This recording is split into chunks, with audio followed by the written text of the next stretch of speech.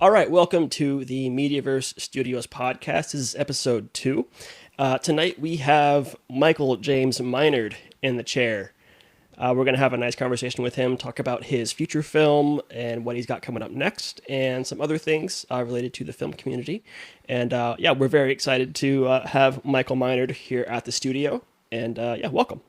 Thank you. I mean, honestly, I just kind of feel like home in a way because I've been working with pretty much everyone here since I started my filmmaking journey. The guy behind the switchboard tonight was my director of photography. So, I mean, it just feels like hanging out with old friends.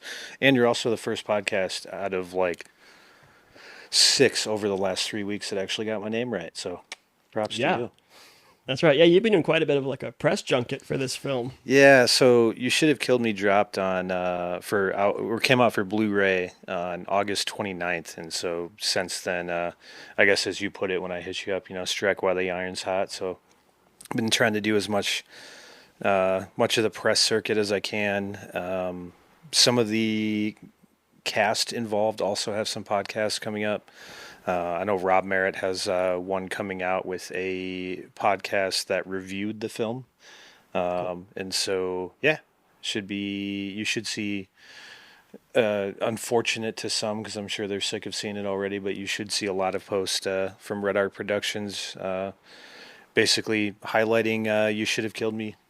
So, Yeah. So I want to get into Red Arc in a second here, but I wanted to ask also, how has the reception to the film been so far? I know that it's streaming on Tubi and Amazon Prime, and you've got a distribution plan. It's on Blu-ray now. So mhm. how has the reception been as far as people watching this film and giving reviews or just the analytics that you've seen so far? Well, the secret to success is you send a film to people that are legally blind. And so all they can do is listen to it. And so far we're at like a 9.1 on IMDb. But I think those are all from people who haven't seen or couldn't see the film. No, is that shade to your Just kidding. DP? Because come on, it looks great. Yeah, it does. It looks fantastic. Michael and Brittany both did a good job holding that set together. God knows I couldn't do it by myself. Which I'll go into that story, Right. I'm sure here later. But yeah, Brittany really bailed me out of a situation, and Michael basically called me an idiot. So that was fun. That's fair. I mean, sometimes we need that. But yeah, you said you had a 9.1. That's Yeah. pretty So damn I mean, good. out of like 7 reviews, but I Oh, mean, fair. Okay. yeah. So I mean, we had like 7 tens, or no, we had 9 reviews total. We had like 7 tens, 1 9, and then 1 5, which is probably more accurate. But yeah, no, the reception's been great. I don't know if you were with these guys when it played at Criff this year I was. on that Yeah. Friday. Yep. Apparently, that Friday was much more energetic than the Saturday show that I was Hmm. on. But so far, locally, everyone's really liked it. We had a kind of our unofficial premiere at the Cedar Valley River, or no, just is it? I think it's just Cedar Valley Film Festival. Gotcha. Or no, Cedar River Film Festival. I always get confused because Oh, it looks like Criff, but it's not right. Criff. So yeah, Cedar River Film Festival. We had our unofficial premiere there, and there was like probably like 40 to 60 people, give or take. Wow, that's awesome. But yeah, I mean, of course, Ducky and Kevin get a lot of laughs. That's Oh yeah. Dylan Yeager and Bryce Taylor's characters, the fan favorite stoners. So yeah, I mean, it's always enjoyable because obviously I know when the punchlines are coming, so you just kind of wait for it, and then Right. yeah, when the payoff comes, it's a good feeling. But yeah, so far everyone's really liked it, and if they didn't like it, they didn't tell me. So All right. What about outside of Iowa? You getting any buzz or any optics from either of the coasts or Chicago, anyone like that? yeah, so when it dropped on Amazon, and it also came out in the UK on Amazon, Wow. and a podcast slash online magazine marketing networking company. I'm not really sure what their official title is, but they kind of established themselves like working around and supporting creatives. So whether you're a musical artist, a filmmaker, an actor, whatever it may be, they'll basically do write-ups of your film. And then in this sense, with me, I was able to do a podcast with one of the associates of this company. They're called Networking Magazine. Right. And yeah, so I was able to talk to, his name is San Saigal. He was straight from London, so that was kind of fun because I had to do the podcast at 1 o'clock in the afternoon my time, which was 7 o'clock his time. So yeah, it's been weird trying to line up time zones and everything else and stuff like that. That was a great interview. I listened to that. It's really good. Yeah, yeah, Sanj was great. He's I mean, obviously he's like a professional Yeah. DJ in like some type of booth or something, but yeah, so that was fun. Um, yeah, I don't know. I just like I'm kind of waiting till we dip into like the Asia market to Sure. kind of.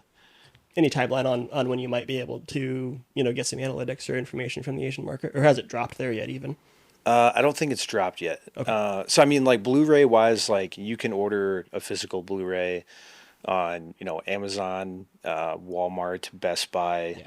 yeah, There's a lot of like third party like DVD retailers that I hadn't really heard of that have it to buy.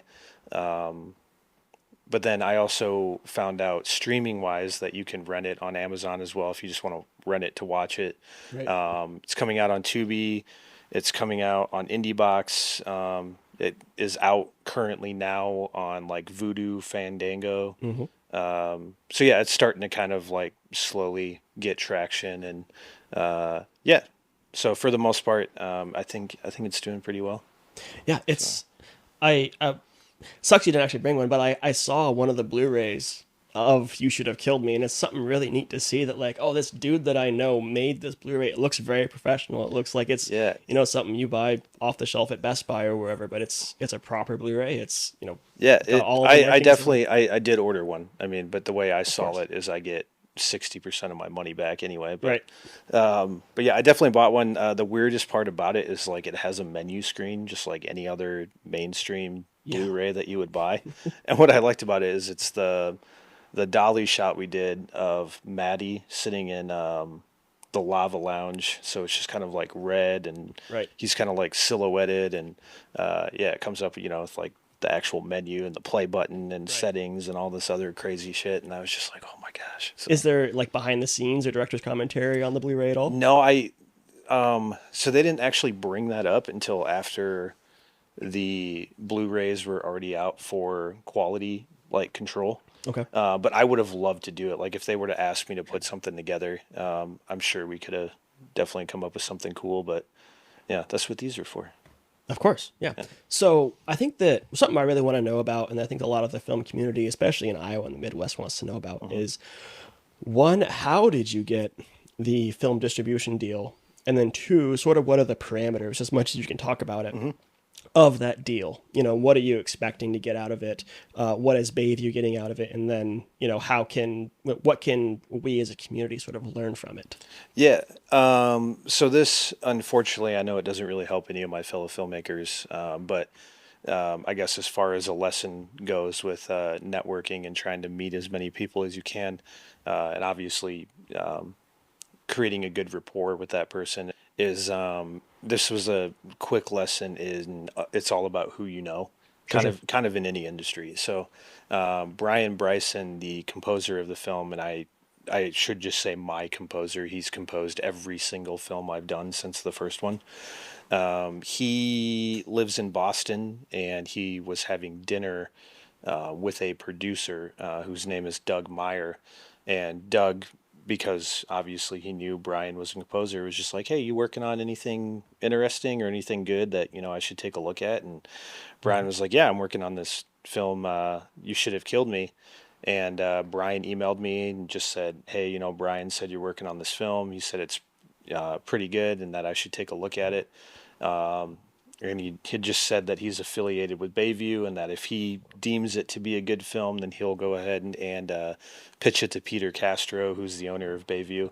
And yeah, that's exactly what happened. So I sent him an early cut. It wasn't quite done, but it was good enough to pitch to Bayview, and Bayview just said, "Yeah, we'd love to have it." And yeah, so Bayview's big thing right now is they're coming off the finish ride of Skinamarink. It's their Yeah, biggest film that they had put out to this date. Like it made like over $1 million or something like that last year. that was such a phenomenon of a film to see it Yes. come from, you know, the YouTube space. And then they just like made this very analog horror. I watched it.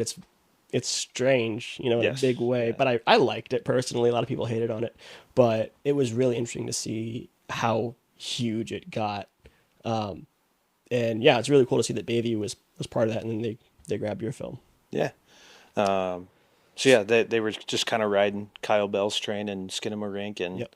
I think they were just looking for some new material to come out with, and yeah, Well, that you should have killed me got picked up out of that deal. So that was really what was really inspiring to me about One Skinamarink was how they how successful it got, and that sort of, I guess, inspired Bayview to be like, hey, there's a whole indie space here that we're not tapping into. Let's go and look at these, you know, indie, you know, local Midwest even filmmakers hmm and see what they've got, because we've got great stuff. So another question I have then is, how is this deal structured, and get as granular as you'd like, because I'm interested personally in like the kind of the financial piece of it. How, hmm you know, what cuts, or how are the cuts being made, and then what was the deal essentially? yeah. So basically, it's just a percentage game. So Okay. basically, everything streaming, I get 60% of, and they get 40. Okay. And then Blu-rays, they get 60 and I get 40. And the only reason why that is because obviously it costs them money to make the Sure. Blu-rays. Yeah, they're handling all the So they're kind distribution. of using that as like a way to pay themselves back. Okay. But yeah, hopefully with, getting the word out there and people watching the film, whether you like it or not, and you can tell me if you don't like it. I have thick skin. We're good. Um, basically, it just helps us as independent filmmakers. Yeah. When I first came up with this idea and wanted to do what ended up being the feature length film, um, at the first table read that we did, I had asked the cast and crew, hey, we didn't reach our Indiegogo budget, so I have enough for like props and for craft services, Mhm. food, things like that. But like, I'm not going to be able to pay you guys like a day rate. Right. Would you guys be willing to go into this endeavor with me and do it for free? With the promise at a later date when we, get the film picked up for distribution and sold or whatever it may be, that I can pay you then. And so that's where I'm at as the director of the film. Is I'm not worried about me. Like I Right. haven't made a single dime on any of my films. My goal is to get the people that worked with me paid, Mhm. because getting people paid and, like I said, developing a good rapport with them Sure. is more important to me than like me making money personally, because I would much rather be like, hey, I'm doing my next film, would you like to work with me again? And then those individuals that helped me the first time now know, like, hey, Michael's a man of his word, like he paid us all, like, Right. let's help him out. And generally, individuals that see that side of you kind of tend to work harder or have a little bit more respect for you. And Mhm. so that's more important to me than me making, tens of thousands of dollars on it. So, Right. best case scenario though, if I make enough money to pay off the debt that I accrued making the film, Mhm. pay the cast and crew, and then hopefully have some money left over to make my next feature length film, so I don't even have to worry about crowdfunding. I can just go, hey, we already have the money, and then I can just pay everyone day one. Right. So, Okay, so crowdfunding. mhm. What are your thoughts on crowdfunding for indie films? And follow-up question, what was your Indiegogo goal, and how feasible was that for the production of this film? Like, if you had made your goal, would it have been enough to cover everything? And what did you learn from doing the whole crowdfunding thing? Because I think that a lot of especially indie filmmakers around here, they go that way because it's hard to get distribution, especially with just a script off the ground, to get picked up and say, hey, we're going to give you $50,000 for this film. So they go crowdfunding, and then they either make their goal or they don't, and then they learn something. So I kind of want to hear what you learned. With crowdfunding, the first ever crowdfunding I ever did, which I'm not surprised I didn't meet the goal, but it was with Kickstarter, and I was only asking $2,000, and more so that $2,000 was just going to go into like buying my first DSLR, because at that time, doing my first ever short film, I didn't even have my own equipment, and I think we raised like $300, which is not surprising. I'd never made a film before, no one knew who I was. And so with this film, I actually was slightly more, what's the word I'm looking for? Optimistic. Because at that point I had made several, like award-winning shorts. And I at least had, at least a fairly reputable, reputation, like at least in the Iowa film community. Like people knew who I was. I had already worked with quite a few cast and crew, things like that. So I was kind of like optimistic. So I asked for 10,000, knowing that I could make the movie for 5. Okay. But the 5 was like the worst case scenario of I'm not going to be able to pay my cast and crew. Okay. So I was asking for 10. We ended up raising like 3,400, but after Indiegogo took their cutout, and ended up being right around like 2,800. Damn. So I was like, well, I don't know if I'm going to be able to make this movie. So like any good independent filmmaker should do, you ask your mom for money. And she, asked me, hey, what do you need to do it? I said, well, we raised 28. I need 5. And she was just kind of like, all right, like I'll give you the 2,200. And they were able to get involved on set. They were extras for a scene, and they've always been big supporters. But with that being said, I haven't had good luck with like crowdfunding. Right. I know, for example, like you guys had with like Shut the Box. I think you were asking like $3,000 and ended up raising over that, if I remember right. But yeah, Michael's got some Kickstarter magic because he always hits his goals, I think. Yeah.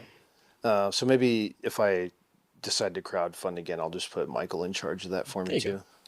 But yeah, no, ultimately the goal for me is you see this on other podcasts that interview like established filmmakers. They talk about, like what's your goal each time at the end of every movie.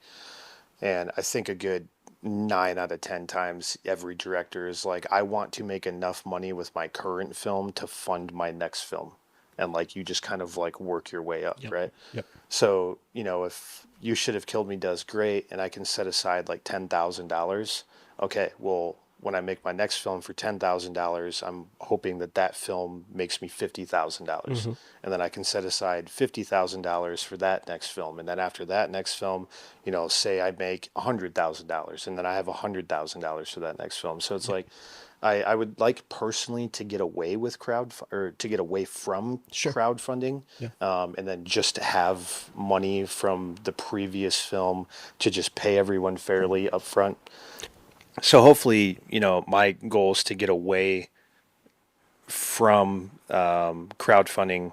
But with that being said, able to make enough money from the previous films that when I am doing my next film, I can pay, everyone fairly right from the start.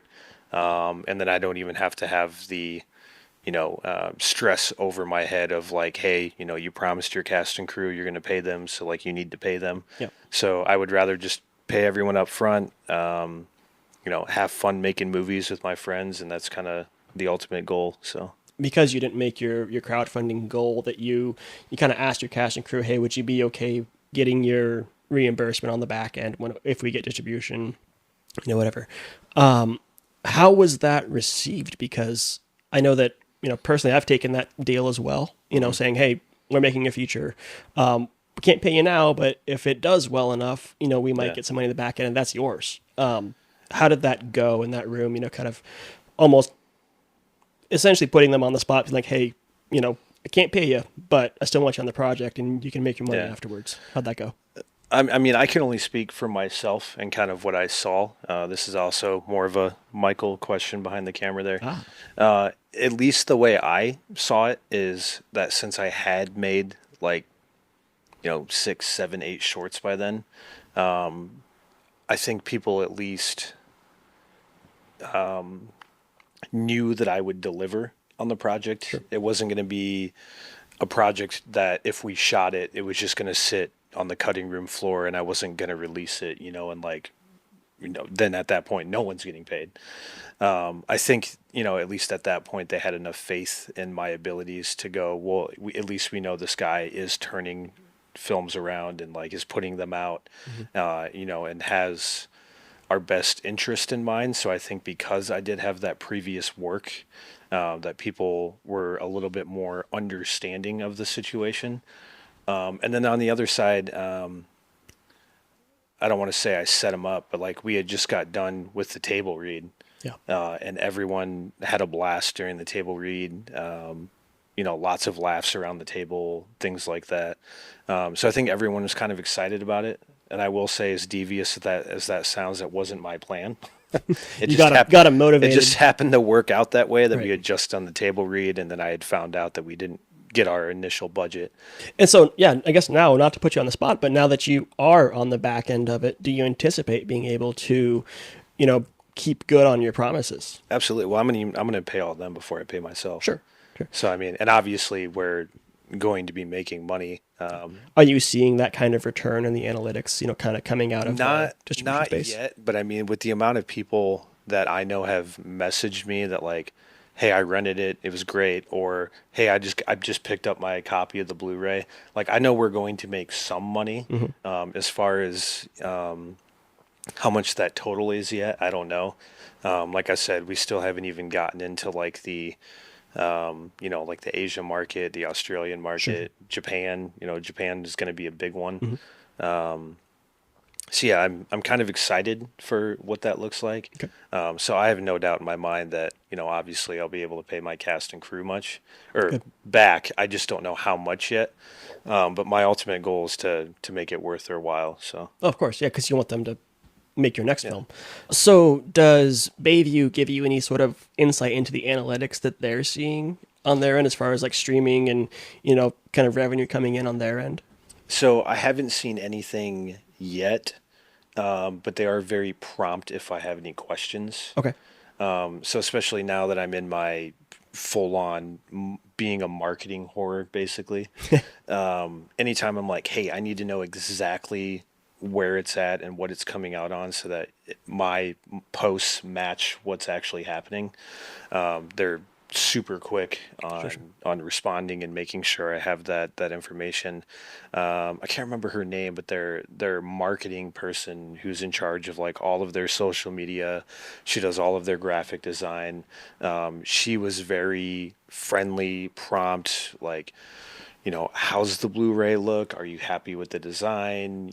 That kind of thing. But it's fairly extensive.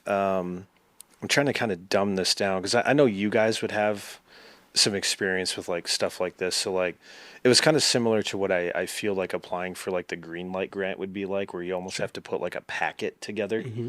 That's kind of how it was with like Bayview Entertainment. So like for an indie filmmaker that's never had to do something like that, you're basically putting together like almost like a job packet, if you will. Sure. So they send you like a welcome letter, things like that.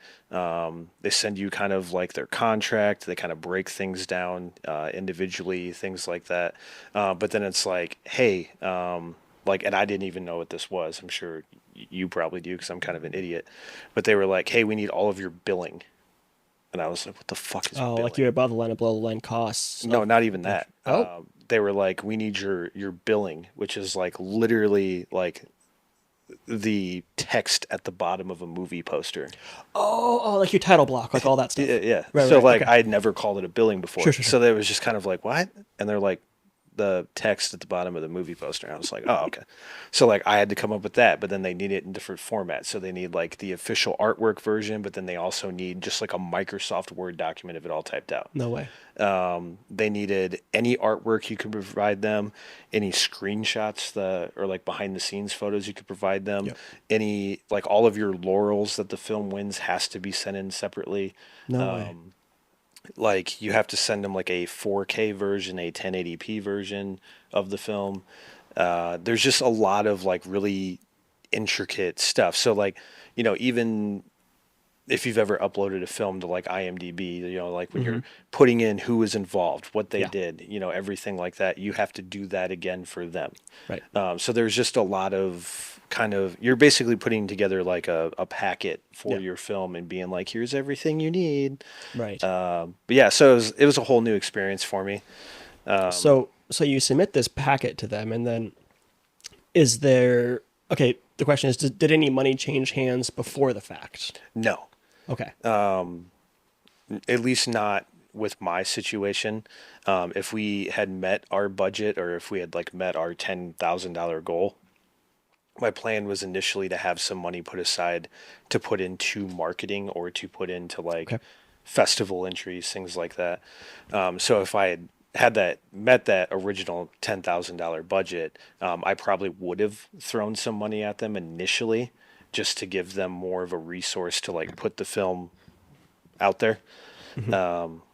Was that an ask of theirs? Was, hey, could you throw us a No, few no, thousand no. bucks? Okay. I just know that based on talking to other filmmakers who have been like picked up by distribution companies, some of them won't pick you up if you don't have any money to throw at like marketing. Gotcha.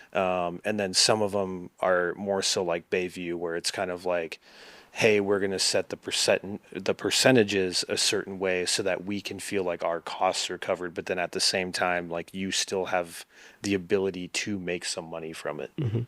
So, so far they've been very fair. If that's kind of Sure. what people are wondering, like. That was the next question. I know as like an independent filmmaker, you always hear like horror stories of Right. distribution companies like They took your money and ran. fucking over filmmakers or like there is a film that was shot in Cedar Rapids, and I'm not going to say the name of the film because I don't know if the filmmaker wants me to put this out there.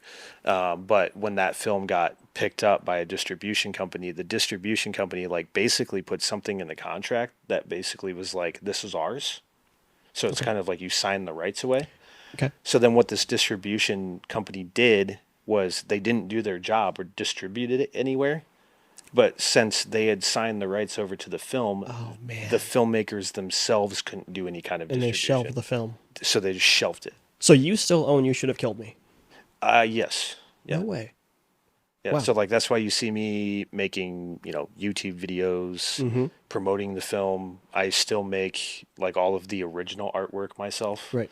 I think there is like certain things that I did sign over to Bayview. Okay. But for the most part, like I said, they've been super fair with me. Sure. They haven't been, mischievous in any way. Things like Did that. you have a lawyer look over the contract by chance?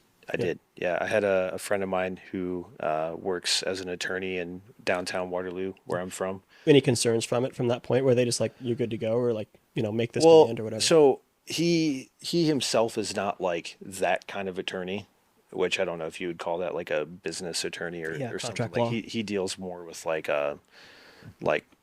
small time criminals and stuff Sure, like sure. that. So he was like, I'm not an expert in this, but he's like, I will look it over, and if I see any red flags, I'll let you know. And for me, it was kind of weird because I had signed a similar deal when I was a musician. So when I got signed to my first record label when I was 19, the record label actually almost looked completely identical as this. And like the deal I had when I was a musician is we got to keep 100% of profits while we were on tour, but then we only got like 10% of the CD sales. Wow. And so the goal is like, we want to keep you on the road and we want to keep you traveling. So any money you make on the road is yours. Like you turn around and you keep that money. And then obviously, they're making 90% of the CD sales. Right. So they're getting their money that way. So the percentages and everything and the way everything was laid out, definitely reminded me of that contract. So when I first read it, it wasn't foreign to me because I was like, oh, this looks like the deal I signed with Inner Strength Records. Hmm. But I mean, at the same time, like I still wanted someone who looks at these things all the time Sure. to look it over. So By the way, if you didn't know, he was in a metal band and he sang, and he showed me a video. It's really cool. oh yeah, I did show you. He showed me. Oh Yeah. yeah, very cool. Yeah, forgot about that. So one last question I had on your distribution deal was, did you have any room for negotiation in that 60-40 split that you mentioned? Was that straight from Bayview, like take it or leave it, or was it something that you guys worked out together? So I'm gonna say like it was kind of like a take it or leave it type thing, and that can sound malicious, but it wasn't. So basically, what happened was like I personally would have been just okay with selling the film immediately outright. So honestly, and I asked, I think I brought him up, the producer who linked me to Bayview, is Doug Meyer. I had kind of asked him, I was like, is it something where I could just sell the film outright? Just they give me 50 grand, I can pay the cast and crew, I can pay off some of the debts I incurred making the film, and then I have enough money left over for my next film. And he was just like, hey man, don't take this the wrong way, but you're a first time feature filmmaker. No one knows who you are. You have zero room for negotiating. And I was like, well said. Maybe something like that could happen depending on the success of You Should Have Killed Me with like my next film. But yeah, as of right now, I mean, he's right. Sure. Yeah, we were on cloud nine that we got this film done, and at least at the time, it was kind of really the only film in the genre, I feel like, in the state of Iowa. I don't feel like, unless I'm just sleeping under a rock, which I very well could be, I don't feel like there was a whole lot of like crime, heist, dark comedy kind of stuff being made. And I could be wrong. Well, the thing is, it doesn't look like it's from Iowa. Yeah, You know? yeah. Like it's not. Usually, when you see an Iowa film, it's that gets large distribution is because of the cornfields and because of the sunsets and because of the Midwest feel. This feels like it could have been California, Chicago, New York. It's Yeah. just it has a city vibe to it. Yeah. I mean, definitely a rural city. I mean, we were definitely in some, Yeah. some Down, small you're in, like, neighborhoods, suburbs but of Waterloo, but yeah. it could have been anywhere. Yeah, yeah, no, and I get that. And a majority of like, there's three people that I can honestly attribute to the quality that people say that all the time when they see the film. Going back to kind of like the reception of it, is the main two pieces of feedback I get were, "Holy crap, I can't believe how funny that was." And the second one is, "That doesn't look like you did that movie for $5,000." Like they were like, we would have believed you spent 150 grand on it. Right. And the three people to attribute to that are, first Michael, my DP. The second person is Ty Belfie, my cinematographer. Ty did a great job. Did all of the lighting. He gaffed the film. Those two on-set combos were the main key why that film looks so good. And then lastly, Kevin Thorne doing the color grade. My color grade was okay, but like he put it through DaVinci Resolved, and it looks a million times better. I love DaVinci Resolve for coloring. Yeah, I remember when he sent it back to me, like even the details of like the actors' tattoos and stuff. I was like, oh my god, look how much their tattoos pop. Right. Yeah, it was wild what Kevin did. So yeah. Well, cool. So the next thing I want to talk about, you brought up Red Arc Productions. And I've seen that on social medias. I've kind of interacted with it a little bit, but I feel like a lot of the community isn't very aware of what your production company is. And so I kind of want to ask you, what is Red Arc all about? What's your goal? What are you trying to achieve with it? Yeah, so Red Arc Productions, previous to Red Arc, I had a production company called Black Hawk County Productions. Which is the county that Waterloo, where I'm from, is in. And I just felt like Black Hawk County Productions felt too local. And I knew with doing feature-length films and wanting to kind of establish myself across the nation and then, even internationally, that I didn't want such a local-sounding production company. Right. So I turned Black Hawk County Productions into Red Arc Productions. And basically, kind of what it started out as was a way for people to kind of see my work. That was really the only reason of starting it. It was just kind of a platform to share my films on, I wasn't trying to do any kind of marketing or, necessarily like publicity with it. I didn't really have intentions of like doing my own podcast per se at first, or doing something that we kind of introduced at a later date. And I know you saw a couple of them. Is for a while we were doing 30-second films. Yeah.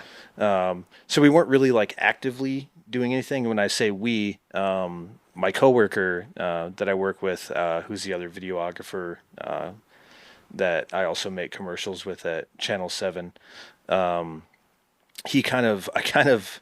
don't know, adopted him into it. He kind of, Who is this? his name is Tyler Ritchie. Okay. He directed a short film called Closing Shop that we did. Yeah. Okay.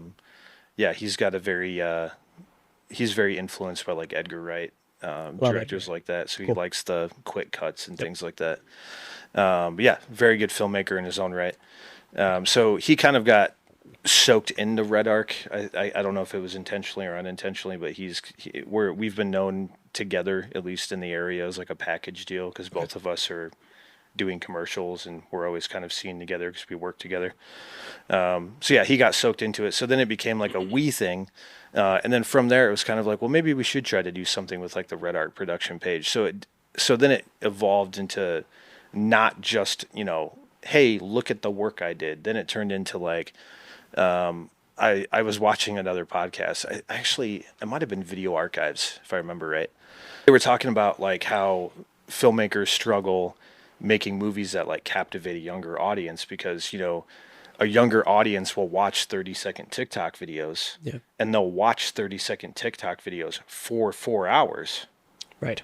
But But they how do won't you watch a 4-hour film. but they won't watch a 4-hour film. Sure. So they were kind of like, how do you engage a younger audience for 4 hours or for 3 hours or 2.5 or however long it be, when by TikTok standards, you have to have something new and exciting every 30 seconds. Yeah. Content train. So they were talking about that, and it gave me the idea. It was like, oh, we should just do 30-second short films. Yeah. So then we just started making these like fun micro short films, just to kind of put out there for a while. And then both he and I got busy because we ended up having kids around the same time. Right. So Okay. he had his son Sullivan a month before my son Quentin was born. So we just got busy and stopped doing those. But then, yeah, I think the ultimate plan is to kind of, I would love to do my own podcast on there. We've kind of felt a big, up until you guys popped up, we've kind of felt a big empty space in our hearts with, Sure. Indie Social kind of taking a break. And then also, Cinematic Heartlands taking a break with, Kevin and Michael getting busy on their film until the music fades. So I was just kind of like, it'd be fun to start interviewing, like local filmmakers or even filmmakers abroad, that kind of thing. So maybe segueing into your next question, which I think might be the hot take. I kind of decided to come up with the idea of maybe interviewing members of my Facebook group for Filmmaking Elites. Okay. And Let's get into so I thought it would be kind of cool to highlight the group's members and then kind of spread the word about what they do, who they are, where they're working out of, that kind of thing. And this would be through the Red Arc platform or through the filmmaking? I think it would be through, well, I'd want them to be public. I wouldn't want to just be a group thing because obviously the group members kind of all know each other because we're interacting all the time. But yeah, I'd want to either put it as like a playlist on like Red Arc Productions, or I'd want to put it as, maybe even its own standalone podcast channel. I don't know. But yeah, I'd like to start doing that just, virtually. Cool. I don't have anything fancy like this. So. Plus, I don't think my wife would want me to bring random people over and sit and record them on our couch or something. And hell, you're welcome to come use these sets, Yeah, there you go. But yeah, so that's, I have had that thought. So yeah, Red Arc might become more of a, like kind of an all-inclusive, less production company platform and more of like an actual YouTube channel. But I mean, Okay. We'll see. Cool. I always come up with these brilliant ideas and then I realize I'm too busy to do anything with them. So Dude, that's our it's life, tough right? being a dad. Yeah, I suppose. Okay, so yeah, filmmaking elites. You brought it up, so let's talk about it. Bum bum bum. So, what's in a name, right? I think Just had to that mean bug my the close up. Come on, you made this ask the post. hot take. You made this post on Iowa Film and Iowa Film and Media about the Iowa Film Elites group that you created. Sort of, in a way, it seemed like you were almost venting your frustration with those groups specifically, saying, "I want my own group of And it wasn't serious even them filmmakers." specifically. I actually posted that exact same post, the way it's worded, on like over 13 filmmaking groups. Is that right? Yeah, Throughout the so it Midwest. wasn't even an attack on like Iowa Film and Okay, Iowa Film and Media. Like I support those groups. I love those groups. gotcha. And like which is part of the reason why in the post, it's like, hey, not to take away from these film groups, but I just wanted to let you know that I'm starting my own group, and Okay. like if people are interested in joining, this is kind of the standards that we have, and like have at it if you want. Right. And as I think you're about to get into, it created some controversy. There was some. You got flamed a little bit, I man. did, I did. I felt the heat And slightly. I think a lot of it came down to the semantics of it, Hmm. calling your group elite, which is a superlative term, sort of Yes. implies, that everyone else is not as Yeah, serious or is subpar not or as something like talented that. or Yeah. whatever, which to your credit, I don't think that you truly meant of like, we're better than you or we're more serious than you with this filmmaking thing. But you got to admit that the optics of it weren't ideal. And so I want to Yes. at least have you on this podcast to give you the opportunity to explain yourself. Or, and if you truly do believe that, be honest about it. Yes, I am the greatest filmmaker. No, I don't believe that at all. No, Sure. Okay. honestly, well, so for the most part, I think it was less that or at least the way I took it, reading the comments. I don't know if I could be wrong. I don't know if it's anything that like I started the group and was like, this is my group kind of thing, Hmm. which I didn't actually even see it that way until you mentioned it. Because I Okay. guess, with, what we've been talking about, with me getting my feature picked up, for distribution and Right. things like that, I could see why people might be like, what is wrong with this guy? Does he just think he's better than everyone? So I Right. didn't even think about it that way until you mentioned it. But no, the biggest problem I saw was like the name of the group, which was for filmmaking elites. And the thing is like I didn't even put that much thought into it. Sure. I was just kind of like, oh, that sounds cool, and I guess that goes into the reason why I created the film. If you're in the know and you're a part of not just Iowa Film or Iowa Film and Media, both those groups are film. Or both those groups are absolutely fantastic. I have no qualms with anyone associated with that group, any members in the group. Hmm. I'm still a member in the group. I post to them all the time. Sure. I love it. And then but like there's larger filmmaking groups that I'm a part of on Facebook that have like over 20,000, over 50,000, over 80,000 members. Are these nationwide groups? Or are they Yes, Midwest or like focused? they're like nationwide groups, or they're even like international Okay. groups. And there's just so many groups that like are constantly getting spammed with like just basically people that are trolling. Okay. They're not uploading anything like healthy for the group or anything that's going to help you grow as a filmmaker, and they do it on purpose. Like they're kind of like trolling the film groups. That or you'll get like just other people like they're basically posting like troll posts that are in the guise of a question, but it's just kind of like, all right, like I know what you're doing here. Okay. I can't think of an example, otherwise I'd give you one. In So in broad strokes, what are they trying to do with those posts? they're Is it they're just like trolling the group, trying to get trying to get clicks, likes? trying to Okay. get a bunch of people like fighting with each other, Okay. things like that. And so I just got sick and tired of seeing these posts all the time. Okay. And so I just had this thought. It was like, what if I created a group that like kind of had like standards to join? Sure. So like when you like even you today, like if you were to join for the filmmaking elite, the only question that I pose when you asked to be a part of the group, is can you just simply provide any links to your work? And the Okay. only reason that that answer is said is because of the only standard to get in the group is you have to be like a actively working filmmaker with at least slight aspirations to make a career out of it. I wanted, working filmmakers that are, either career driven or it is their career. Maybe they're commercial videographers, maybe they're animators, maybe they're Hmm. editors, whatever it may be.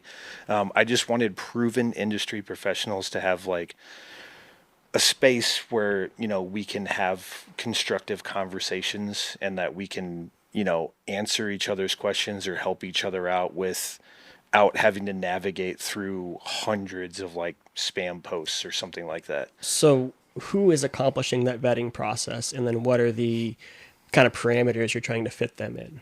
In terms Well, of it's not like, like really fitting anyone into anything. Even if like you're not necessarily doing this full time as a job.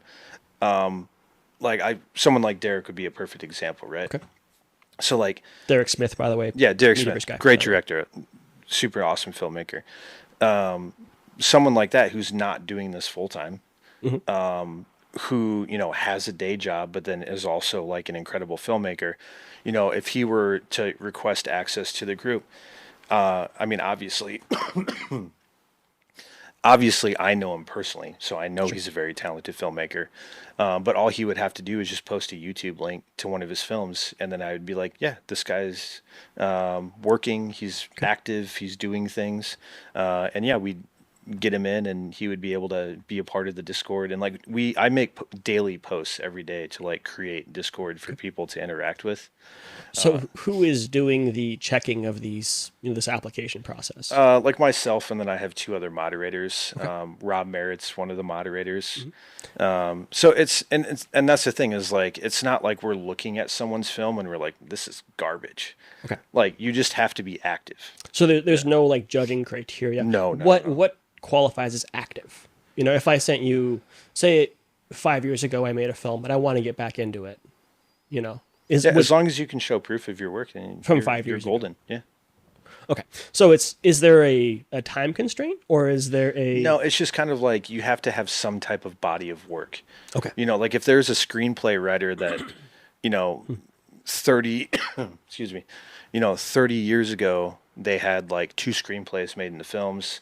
They've just been kind of curious or watching the industry grow since then, Hmm. but they haven't, wrote anything or like produced anything in 30 years. Hmm. Like as long as you can show that body of work, like, hey, two of my screenplays got produced 30 years ago, yada, yada, yada. It's like, okay, well, you still have, experience and knowledge in the industry to, you know, be beneficial to the entire group as a whole. Because obviously, we're going to have other screenplay writers that might be like, hey, how did you get your screenplay produced? How did that work? And then they're able to access or answer those questions. Okay.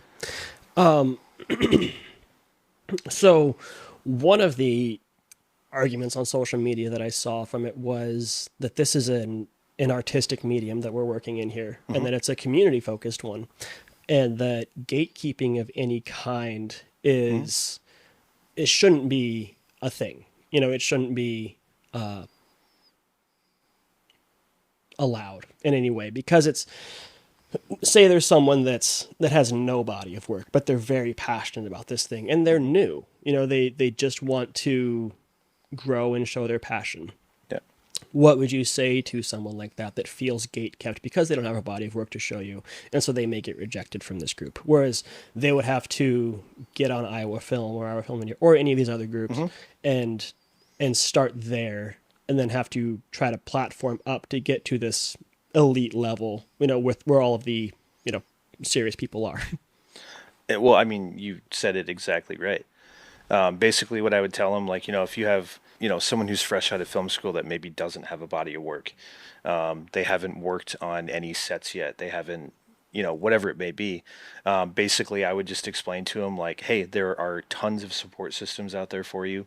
Like you said, Iowa Film and Media are two perfect examples of that. Mhm.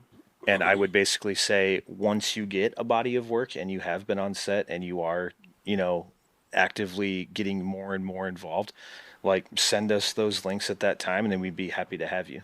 Okay. So this is a, what's the right way to put this?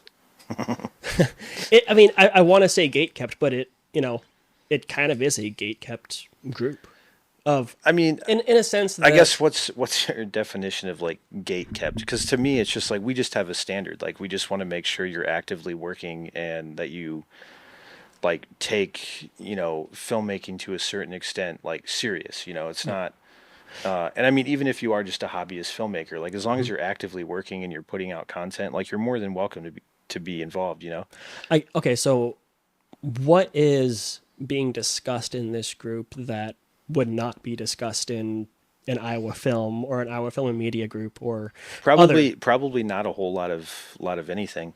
Most of the posts that I put are like daily posts, right? So like we have like motivational Mondays, right? And I'll just say, hey, if anyone has any issues, if anyone has any questions, or if they're feeling uncertain about a certain project they're working on, like let us know those questions so that like we can try to provide support. So, you'll have people like, hey, I'm doing this job. I'm not really sure how this is going to work out. Has anyone been in this similar situation that could help? Okay. And then you have, people that reply. Tuesdays is like, I'm trying to remember. What is Tuesdays? I think it's just Tuesday tips. Okay. So it's like there's almost like a weekly. Yeah. So it's kind of like a theme. weekly theme, but then also people can like post their own stuff, whether it be marketing themselves, marketing a project, things like that. But yeah, Wednesday, is like workspace Wednesdays. It's like, hey, show us your setup, show us what you're working on. If someone's using like a Canon 5D over an an A7 III, it's like, let's have that discussion, let's talk about it. Okay. Thursdays is like, throwback Thursday. So it's like, hey, post a film that's already been released that you made, a while ago that, hasn't had a lot of traction for a while. Let's watch it and support each other. Friday is like feature Fridays. So it's like, post what you're working on, post any new projects you have, post, any trailers or anything like that, So it's like I make daily posts as kind of like a theme to kind of keep people That's cool. motivated, to keep people talking. But they're all designed around people who kind of already have skin in the game. Sure. So. Yeah, that's. So I guess to answer your question, like I wouldn't call myself a gatekeeper, and like, I mean, that interpretation's up for debate. Sure. But the main honest reason why I wanted to create this group is just to have some standards in the group. Okay. Like, I'm not saying if you're a hobbyist filmmaker and you don't have a body of work yet, but like you're working on it, I'm not saying you're not welcome to join. It's just get that body of work, let us see it. And then, yeah, you're more than welcome to join. Sure. I mean, I can get on board with. Except you can't. I know. I'm not even on there. Because of this podcast, I wanted to have a chat with you first before I, accepted or denied or whatever. But yeah, I would call it less gatekeeping, and we just have a standard. We want, either industry driven people that would like to do this as a career, or at least are active enough to like have, or at least have a body of work to show their experience. Sure. I wasn't aware that there were other Facebook groups or other, social media groups of any kind that were sort of driving this, effort. It felt almost like it was targeted at Iowa Film or Iowa Film Media. It doesn't seem like it is now. No, after your explanation, it wasn't targeted towards anyone. Like I said, in general, It was just kind of like, hey, I'm starting this group, and I guess that makes sense with. You don't have Iowa or Midwest in the name. It's just filmmaker elites or just for filmmaking elites. Yeah. And so it is a nationwide group. Is that what you've opened it up to? Okay. Yeah. So that makes a little bit more sense. Yeah, because hopefully, I mean, honestly, with the standard of like, we want industry proven professionals, or we want, experienced individuals in the industry. Like, I'm hoping ultimately can also create jobs for people.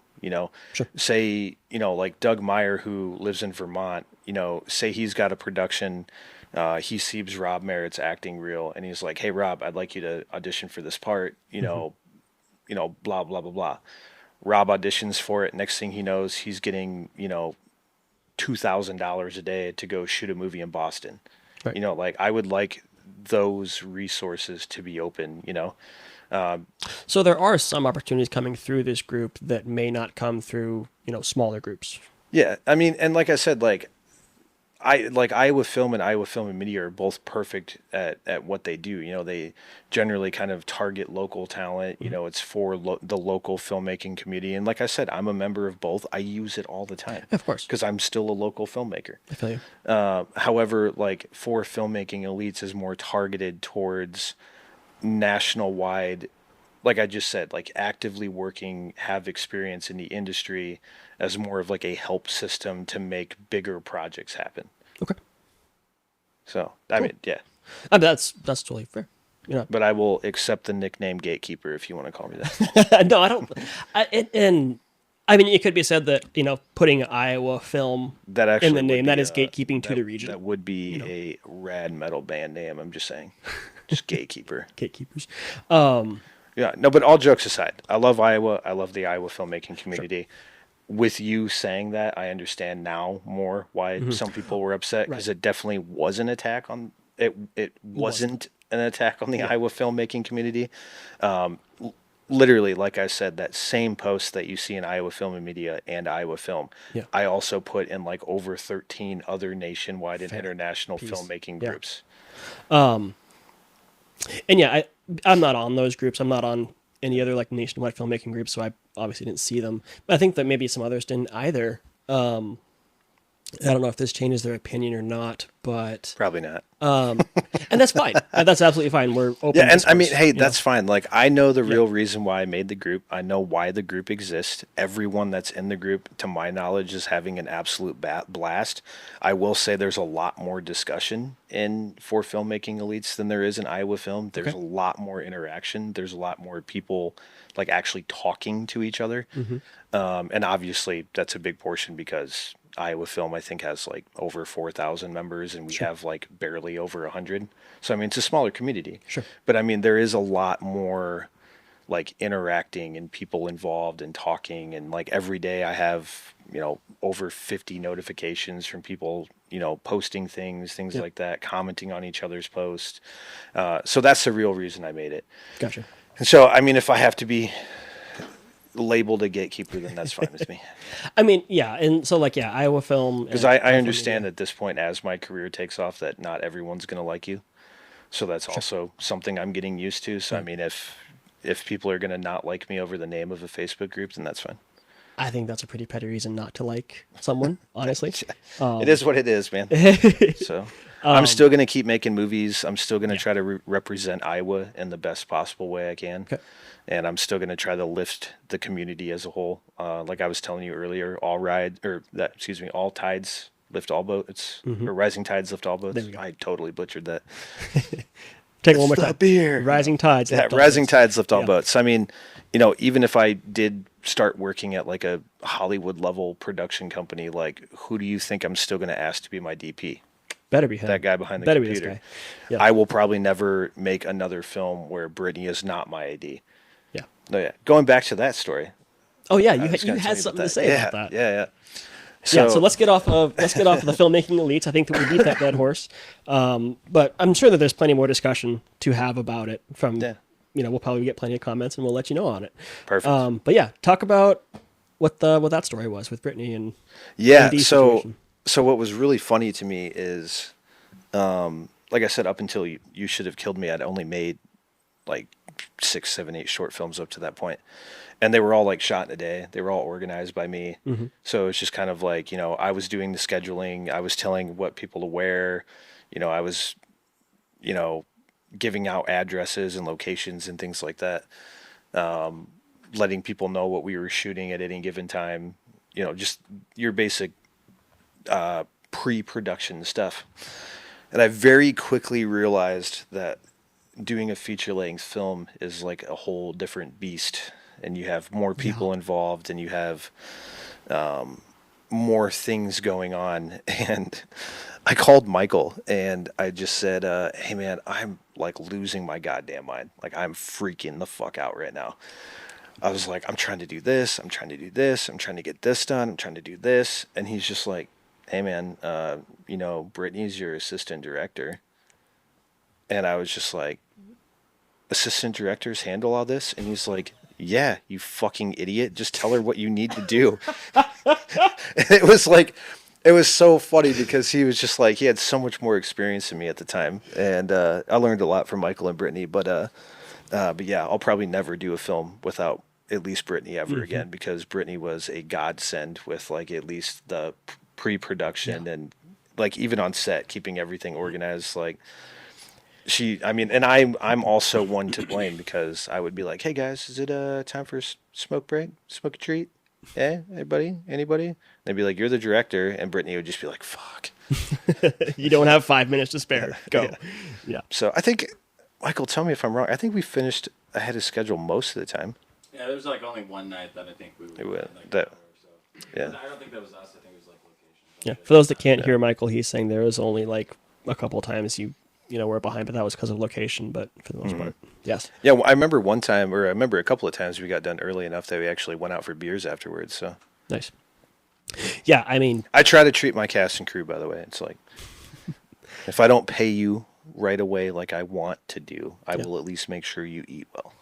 I mean, why do you think Mediaverse is doing as well as it is? Because we have Brittany, we have Sabrina, we have Walker that are doing all of this like back end, highly organized work that is not at all sexy, but it's very, very important. Yes. Things like accounting and time management and, lists of things that we need to get done here.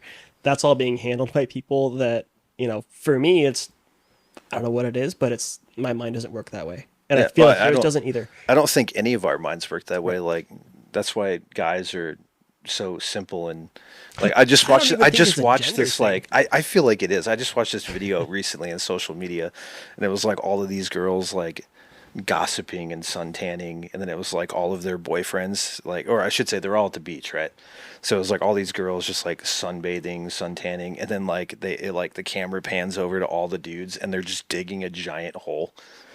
Like for no reason.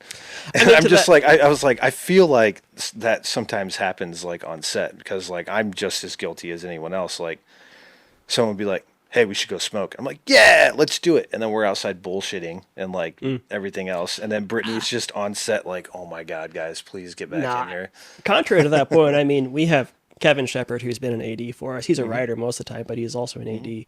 And he will get on your cheeks if you're, a minute behind. And then we have Vern, who's a literal project manager at, where does Vern work? Whirlpool, General Mills? Quaker. Yeah, is that Quaker, right? He works at Quaker. And he's on it. And so I don't know if it's a gender thing, but at the same time, like having those people that have that brain for schedules and budgets and just things that we don't want to think about, but we need to have thought about. Yeah. Those are such important people. And Brittany is by far one of the best. Oh, yeah, absolutely. I will say, like, hands down, like, I don't think I taught Michael and Brittany anything working with me on this film, but they certainly taught me a whole heck of a lot about being a filmmaker, because any confidence I had with, hey, I'm going to make my own feature-length film, very quickly went out the window, and I started realizing how much work it was going to take. And I think honestly that's just reps. I mean, they've made a lot of short films, but they also do a wedding every weekend, and they know almost to the minute how it's going to go. Yeah. And it's amazing when we wrap right when they say we're going to wrap. And not because they rushed us or they held us back. That's just how long it took, and they know that every time. Yeah. It's really cool. They're an amazing duo. Yeah, 100%. On a side note, real quick, we gave you a bunch of shit for never shot listing. Mm-hmm. I have not shot listed a single thing for Until the Music Fades. And they're still rapping early. Son of a bitch. I am so mad right now. No, to his point, we're shooting 2 cameras on that film. Yeah. And that's, if we weren't shooting 2 cameras, it would be a nightmare. Yeah, and I don't know about like Kevin's work. I mean, I'm not going to say my film is like more involved, because I don't know. Mm-hmm. But I mean, I don't know. Like with like the fight scene and everything that we did, and just like all of the moving parts. For all I know, there could be a fight scene in Until the Music Fades. I don't know, but I think there's a Is Yeah, there? there's one. Hey, yeah. That took a whole day. Yeah, well, never mind. Ignore what I just said. No, but it took. You're And still so, a son of a bitch, Michael. I did Devil's Due, which is coming out for Halloween and Palooza, but there's a fight scene in that, and I will never again in my life do choreography the same day as filming. Oh, no, yeah, we didn't Forever. do that. That was a huge mistake. Yeah, we didn't do that. Like, that has to be its own day. Yeah. And then everyone has to get the reps down. They have to know the muscle memory and then go to shoot day, give a couple practices, and then shoot it. Yeah. But Yeah, learning agreed. choreography on the fly is a terrible idea. Yeah, And that agreed. was my first time, like, actually directing, a larger crew. Mm-hmm. Big lesson learned. Yes. Holy yeah. smokes. Yeah, and lesson for all the kids listening out there. The lessons you're going to learn are the ones where you're on set. Yeah. You got to So, screw up. I mean, I did 2 years of a film program, and I still learned more doing my first short film ever than I ever did in school. Mm-hmm. So, yeah, and it's experience is the biggest teacher, right? yep. Okay. Just do it. I really do appreciate you playing devil's advocate on that for the filming, at least. Hey, I can both sides all Because day. you man. started like harshing me a little bit, and I was Yep. like, "Ooh, it's getting spicy." Yeah. No, and I don't have a dog in this race. Yeah. I'm You're happy still to. welcome to join, by the way. You're still welcome to join, by the way. Thank you. I don't even know if you did yet either, dickhead. We're just not sure what kind I of. think you would like the dialogue. I think you guys would both enjoy it. I think I would, but I think that a lot of other people would too that aren't in this, that aren't like, say they're noobs, but Yeah. they have a lot that they could learn from seeing the pros, give their victories and their horror stories. Yeah. Well, I'm a gatekeeper, and you're not allowed. But yeah, no, I totally get it. You get a lot of dudes, in whatever film community, not necessarily Iowa because they're pretty clean, but they're just like trolling or spamming or. Well, the filmmaking community is much kind of like combat arms in the military, right? So in the Army, anyone who joins the military is the 1%, right? And then combat arms is the 1% of the 1%, right? It's the same thing in filmmaking. I feel like, like filmmakers that are like really doing it, career driven, are kind of like the 1%, right? But then like 1% of the 1% are like your Steven Spielbergs, your Quentin Tarantino's, like that, right? But there's still that other portion of the 1%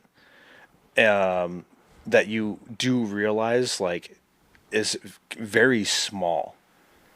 So, I mean, if you look at even like every state, and I know depending on the state, there's going to be more than others, but like, like for example, Iowa, there's probably, I would say 20, maybe 30, like actively working filmmakers that are like at least putting out something like every 6 months or every year or something like that. Sure. So then again, you times that by say like the other 45, right? So you give or take like 20 to 30 every state, and obviously like your New Yorks, your Californias, your Georgias, there's going to be more. But even out of that number of the entire population, it's still very small. So next up, I want to get to film festivals. So there is, I think a while back there was some discussion on one of the Facebook groups about film festivals, and I wanted to hear your philosophy behind it because I do see that you. Oh yeah, it was. I think it was a question posted by Patrick Boberg. Was that what it was? Okay. Yeah. But yeah, basically asking like, Who, what by the way, is a very good filmmaker in his own right. He works for Iowa Public Television. Yeah. And he does a lot of their documentaries and stuff. Heck yeah. Super I good just guy. asked to screen his film, his 48-hour film for our next Mediaverse movie night. So Yeah. hopefully we'll be seeing that next.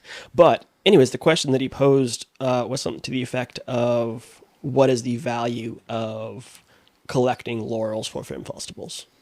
Yeah, So, and I wonder- his exact question was like, he didn't understand the point of like going, say, to like a Tokyo Film Festival, when you can't like network with the people there. Mm-hmm. So his question was like, is it more beneficial to just be collecting laurels, or to just strictly kind of submit your films in local film festivals that you can go to and you can network and you can meet people and things like that? And it was an interesting discussion, and I wanted to have it with you. So what is your philosophy behind it? I felt attacked. I'm just kidding. You what? I said I felt attacked. No, I'm just kidding. I didn't. It's a solid question. For me, with what I've seen, at least through like film festivals on Film Freeway and things like that. You know, film festivals in Paris, Tokyo. Wow, sorry, Michael. Yeah, I love it. Brussels, you know, Yeah. Bangladesh, I don't know. Is I try to kind of sift through the ones that are blatantly just like, let us take your money and we'll just give you a laurel. Yeah. Because there are a lot of those out there. So Yeah. you want to kind of look for film festivals that not only may have like, excuse me, may have like a monetary prize of some kind, or they will do a like a write up and IMDb credit for your film. Okay. Or you look for ones where they're associated with like some type of like magazine or marketing tool. Because a lot of times it'll be like, hey, if you are, you know, at least a semifinalist or winner in this film festival, we will do an entire write up and article about you in our magazine or in on our website or something like that, Okay. right? So I look for those because for me in my position, like I mentioned earlier, I'm in like my marketing horror phase. Like I just need eyes on my film. Sure. So yes, to like maybe your local filmmaker who like doesn't necessarily have any aspirations of, you know, putting their film in, you know, festivals around the world. And like I said, you know, they're just kind of happy with doing the Iowa circuit every year and just kind of, it's because a lot of times, like, I love it. Like going to Clear Lake or Mason City or to Forest City. Oh, they're things like that. fantastic It's great. opportunities. I love it. Yeah. You know, you see the local community, you generally know everyone. It's fun. But for me, who's like does have that dream of being like a Hollywood level director, like I have to do everything I can do to get my name out there. So what I'm trying to do is to get my film in Asia, to get my film in Japan, to get my film in India, or to get my film in South America or wherever it needs to be, because I need to get eyes on my film, not only to obviously make money back, like I said, like we've talked about a million times tonight, is like to pay my cast and crew, to get money saved up for my next feature, but it also gets my name out there. So the next film I make, instead of like, I said with like negotiations, like you being like, well, no one knows who you are, you're a first time director. It's kind of like, well, now I have a little bit of clout or like leeway to like negotiate a little bit.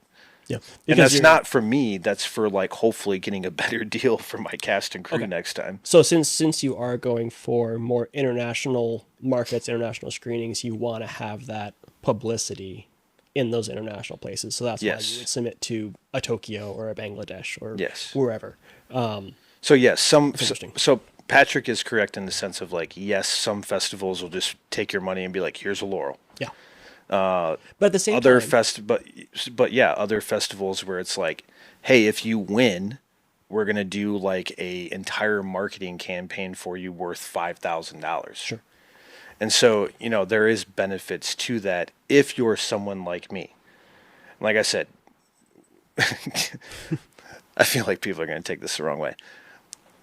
If your dreams and ambitions are not local, if you are on purpose trying to work for big production companies or say making like Netflix originals or something like that. Sure. If you're an ambitious asshole like me, you want to get your name out there. Sure. If your goal is to just do it for fun, stay local, and there's nothing wrong with that. Just prefacing based on the For the Filmmaking Elites conversation. There is nothing wrong with that. That is completely fine. If that is your ultimate goal, then stick with your local film festivals. Like, that's fine.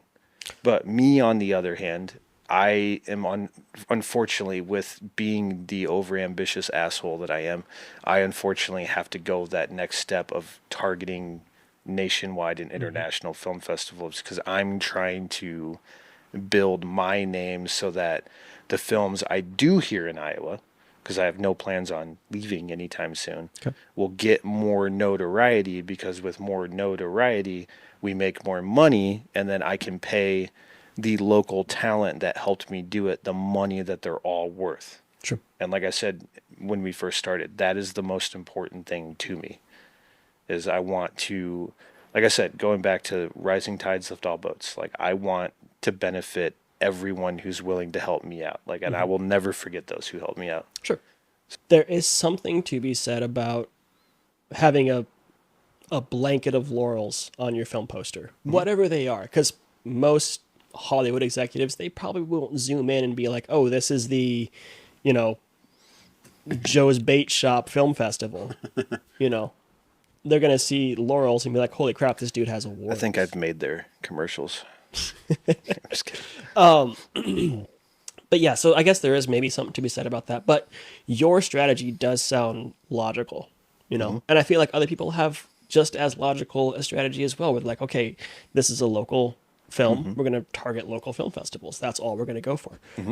Both are just as valid in my opinion. Yeah, absolutely. You know, there's nothing wrong with doing that. But yeah, you're right. You're going to,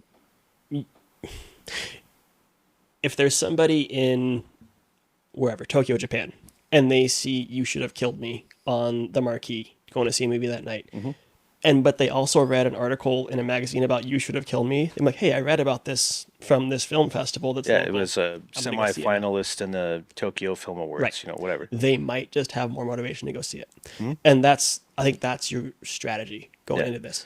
Just like, smart. You know, any press is good press, right? And that's kind of what or at least what I try to aim for when I'm targeting those kinds of film festivals. Because Patrick is totally correct. There are film festivals out there that are just like, 100%. Give me your money. Here's a loyal. You're a winner. Yay. Yeah. But then they also don't tell you that they gave 200 other winner laurels away. Exactly. You know, like there are festivals out there like that. Because it costs them nothing to create a laurel and be like, hey, you won our weekly film festival award. Yeah. Great job. Means nothing. So I generally sift through film festivals that will deliver, like I said, some type of marketing package, whether that be on like their own local film magazines, their own local circuit in their area. Like I said, IMDb credits, things like that. Or even like leaving reviews on your IMDb page, which is important. Valuable. So like there was a couple that I saw pop up today for You Should Have Killed Me on the actual IMDb page. Yeah. So, you know, when people go to that page and they look at the film, they can go, oh man, these guys like actually have legit reviews on it, you know?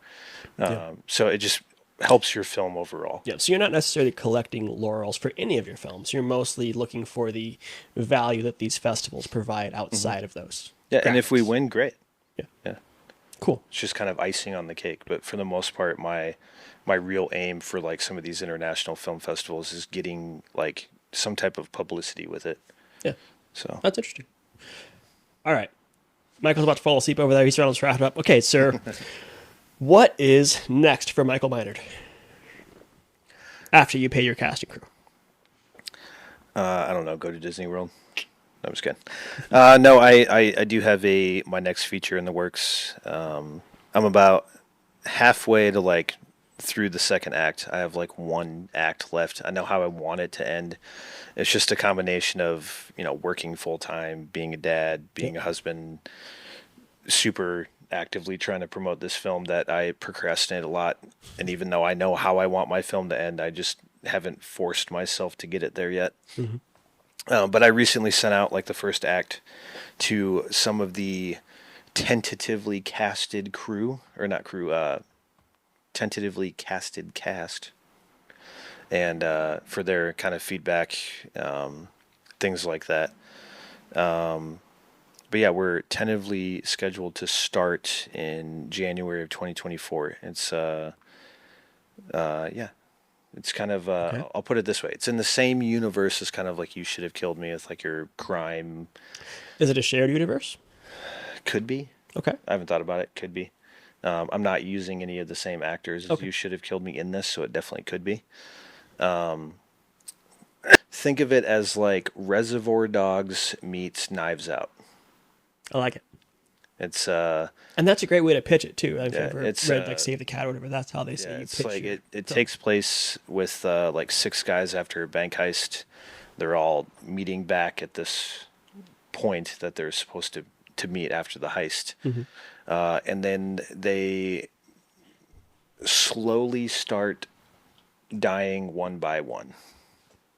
Oh. So it's kind of a murder mystery. Okay. There's a bit of a whodunit aspect to this heist. So think of like Reservoir Dogs, but when they get back to, like the their little morgue or whatever it warehouse, is, the warehouse.